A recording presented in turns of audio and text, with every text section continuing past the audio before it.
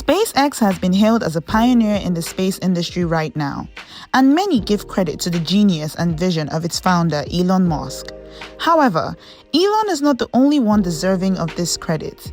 There is a huge force behind the success of SpaceX, and she is known as Gwynne Shotwell. Gwynne Shotwell is the brilliant president and chief operating officer of SpaceX.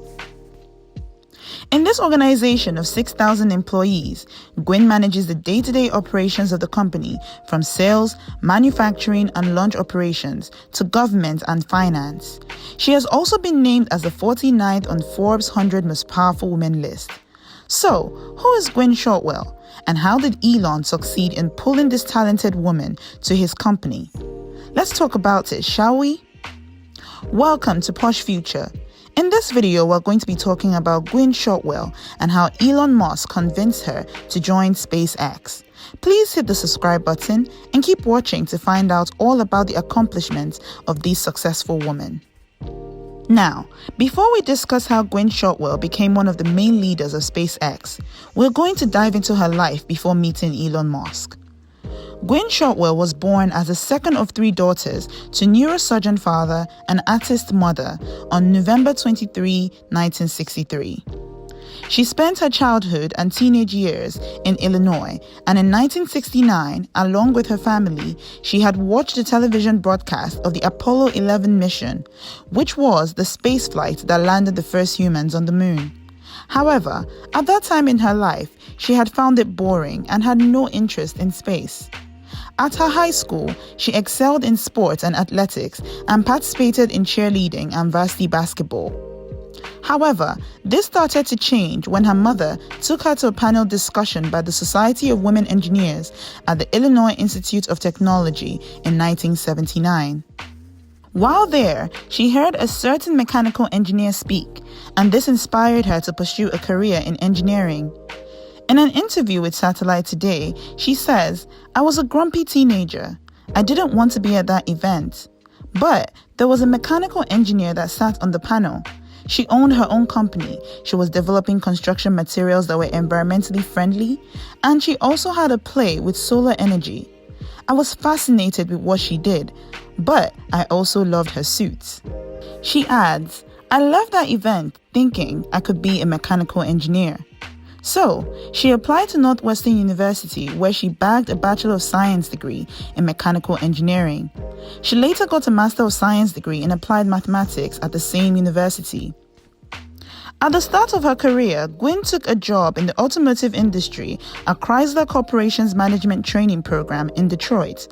Initially, she enjoyed the job, but got tired of it, and it was at this point that she returned to Northwestern University to pursue her master's degree.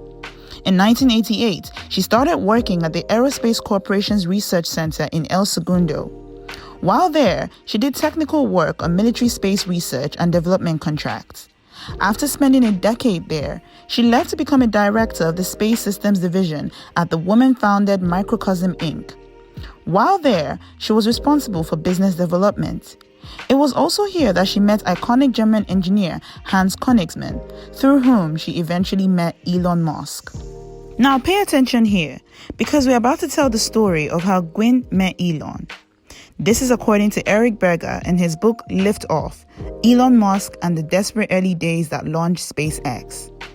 It was in May 2002. Hans Königsmann had just landed a job at SpaceX.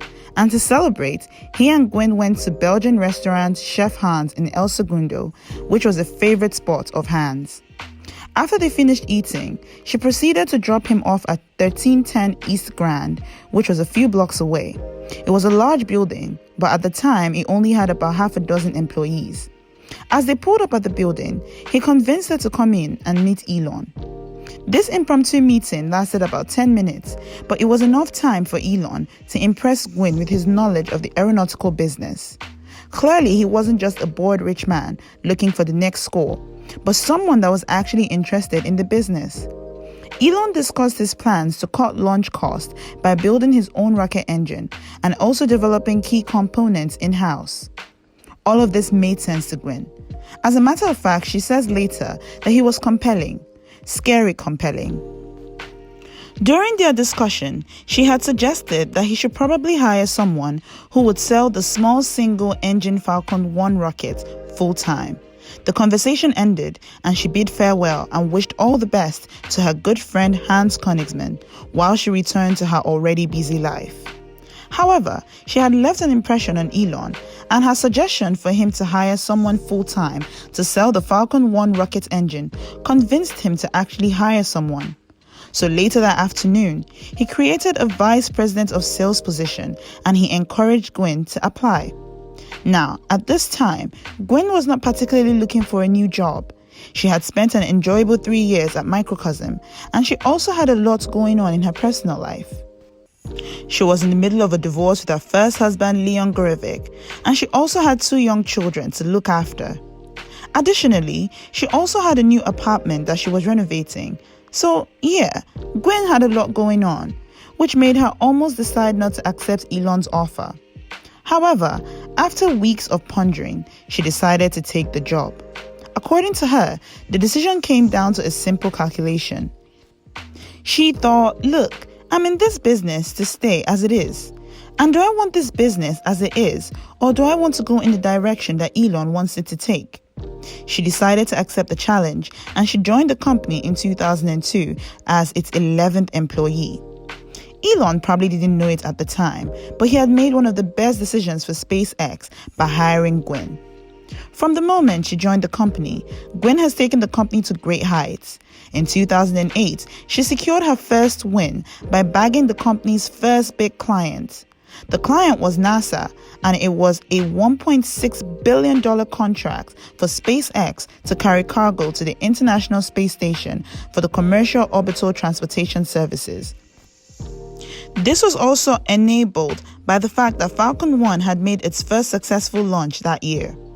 With her leadership, the company was able to send astronauts to the International Space Station in May 2020 as part of its contract with NASA. Since 2019, SpaceX has also launched over 1,700 satellites for its super-fast internet service Starlink, which has over 100,000 customers. Under her leadership and supervision, SpaceX has launched a whopping $5 billion worth of craft in the Falcon vehicle family. With all the amazing accomplishments that she has made, it is no surprise that she has received several accolades. She's a 2-time winner of Via Satellite's Executive of the Year award. In 2012, she was inducted in the Women in Technology International Hall of Fame. In 2018, she was on Forbes America's Top 50 Women in Tech. She was also on Time's 100 Most Influential People in 2020. She's a pioneer in her profession and also an inspiration to women everywhere. She has succeeded in making SpaceX an organization that focuses on creating solutions as opposed to hierarchy. She also speaks highly of Elon and credits him as pushing her to do her best. In her 2018 TED Talk, she says of Elon, "He's funny, and fundamentally, without him saying anything, he drives you to do your best work. He doesn't have to say a word. You just want to do great work." While Elon has his sights set on making Mars a habitable planet, Gwynne has set her sights even higher. She expresses her desire to even move on to other solar systems and galaxies, and also find other people that may exist on these planets. Gwynne Shotwell is clearly killing it out here, as she should. The brilliant SpaceX genius is married to Robert Shotwell, and she is also estimated to be worth about $460 million.